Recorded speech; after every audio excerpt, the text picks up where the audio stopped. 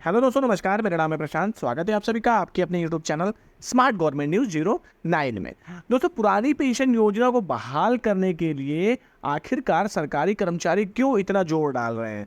क्या ऐसी खूबियां हैं पुरानी पेंशन योजना में जो एनपीएस में नहीं है, नई पेंशन योजना में नहीं है, और एनपीएस का लगातार विरोध हो रहा है? तो आइए आज हम इसी पर हम बात करेंगे। आप हम टोटल 10 पॉइंट्स में आपको आज मैं बताऊंगा पुरानी पेंशन और नई पेंशन योजना में कि क्यों पुरानी पेंशन योजना अच्छी है और नई पेंशन योजना सही नहीं है। तो देखने के लिए, जानने के लिए बने रहेगा वीडियो पे। चैनल पर नए हैं तो चैनल को सब्सक्राइब कर लीजिएगा, बेल आइकन भी प्रेस कर लीजिएगा ताकि मेरे आने वाली वीडियो के लेटेस्ट अपडेट आपको टाइम से मिलते रहेंगे। तो चलिए बिना देरी करते हुए वीडियो को स्टार्ट करते हैं। दोस्तों, दिल्ली के रामलीला मैदान में भारी तादाद में सरकारी कर्मचारी धरना प्रदर्शन कर रहे हैं, जिन्हें विपक्ष का भी भरपूर समर्थन मिल रहा है। कर्मचारी आखिर पुरानी पेंशन योजना ओपीएस को लागू करने की मांग पर अड़े क्यों है, आज हम इस वीडियो में आपको हम बताने वाले हैं। तो आज मैं दोनों का आज आपको डिफरेंस करके बताऊंगा। देखिए, आने वाले दिनों में 5 राज्यों में विधानसभा चुनाव होने वाले हैं, वहीं अगले साल लोकसभा चुनाव भी हैं। इस चुनावी माहौल में देश और दिल्ली का सियासी पारा उबाल रहा है। जहां एक और शराब घोटाले में संजय सिंह गिरफ्तारी का मुद्दा बना हुआ है, वहीं अब ओल्ड पेंशन योजना को लागू करने की कवायद तेजी से वायरल हो गई है। दिल्ली में रामलीला मैदान में भारी तादाद में सरकारी कर्मचारी धरना प्रदर्शन कर रहे हैं, जिन्हें विपक्ष का भी भरपूर समर्थन मिल रहा है। ऐसे में यह सोचना जरूरी है कि कर्मचारी को आखिर नई पेंशन योजना से परेशानी क्यों है और वे पुरानी पेंशन योजना को लागू करने की मांग पर क्यों अड़े हुए हैं।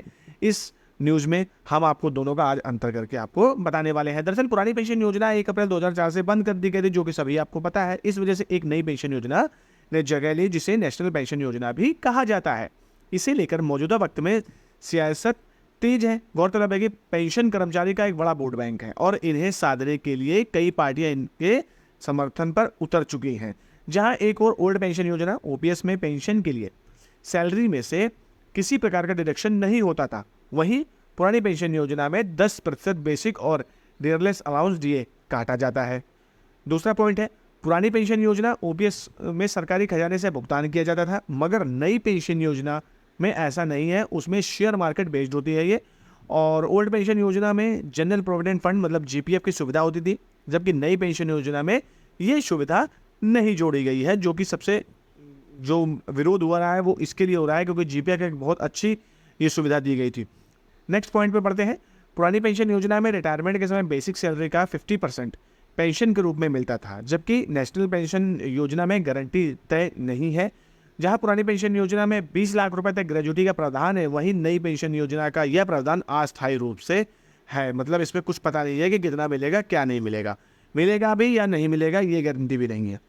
पुरानी पेंशन योजना ओपीएस में 6 महीने के पश्चात दिए जाने वाला भत्ता लागू होता है, जबकि नेशनल पेंशन स्कीम में जब आप रिटायरमेंट जा रहे हैं तो जो भी मार्केट का इंटरेस्ट रेट चल रहा होगा उसके अकॉर्डिंग ही आपकी पेंशन बनेगी और उसमें किसी भी प्रकार का बढ़ोतरी नहीं होगी। पुरानी पेंशन योजना में सेवारत कर्मचारी की यदि मृत्यु हो जाती है तब उस कर्मचारी के परिवार को पेंशन दी जाती है। इसके विपरीत नई पेंशन योजना में सरकार पैसे जमा कर लेती है। भारतीय रिजर्व बैंक आरबीआई के मुताबिक पुरानी पेंशन योजना से सरकार का राजकीय कोष में प्रभावित हो रहा था। देश भर के 20 प्रदेशों से आए सरकारी कर्मचारी दिल्ली के रामलीला मैदान में आंदोलन कर रहे हैं। आप और कांग्रेस पार्टी भी इसका समर्थन कर रही है। सरकारी खजाने में बोझ पड़ने के कारण ओपीएस को 2004 में बीजेपी सरकार ने बंद कर दिया था। पुरानी पेंशन स्कीम से सरकारी खजाने पर बोझ पड़ा।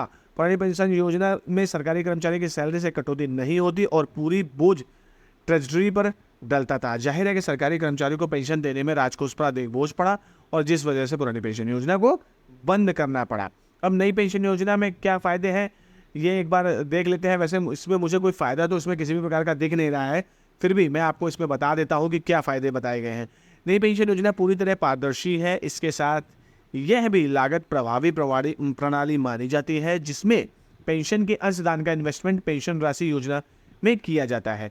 कर्मचारी रोजाना निवेश का मूल्य जान सकते हैं। इनकी प्रक्रिया आसान है। इसमें कर्मचारी को नोडल कार्यालय के खाता खोलना होता है और जिसके बाद उन्हें एक PRAA लेना होता है। फिलहाल इसमें यही बताया गया है, मेन जो इसमें एक फ़ायदा जो बताया गया है कि आपका पैसा प्रेजेंट में कितना है, कहाँ कहाँ किस किस पेंशन योजना में लगा हुआ है, आप उसको देख सकते हैं। अदरवाइज इसमें कोई भी बेनिफिट नहीं है और इसमें भी कोई मुझे बेनिफिट नहीं नज़र आता है कि आप अगर अपने पैसों को देख लेंगे तो उसमें आपको क्या मिल जाएगा। ओपीएस में कम से कम ये तो है कि 20 साल करने के बाद व्यक्ति को ये पता होता है कि मैं जब रिटायर जाऊंगा तो मेरी पेंशन कितनी बनेगी, और उसकी जो पेंशन है वो 6 महीने बाद उसमें लगने वाला डीए भी जुड़ जाता है। फिलहाल इसमें ऐसा कुछ नहीं है। तो ये कुछ 10 पॉइंट्स हैं दोस्तों। एक बार वीडियो के कमेंट सेक्शन में मुझे जरूर बताइए कि ओपीएस वर्सेस अगर एनपीएस होगा तो आप किस तरफ जाना चाहेंगे। दोस्तों वीडियो में बस यही था। अगर मेरे द्वारा दी गई जानकारी आपको अच्छी लगी है तो प्लीज़ वीडियो को लाइक शेयर कमेंट जरूर करिए। मिलते हैं अगले वीडियो में, तब तक के लिए जय हिंद जय भारत।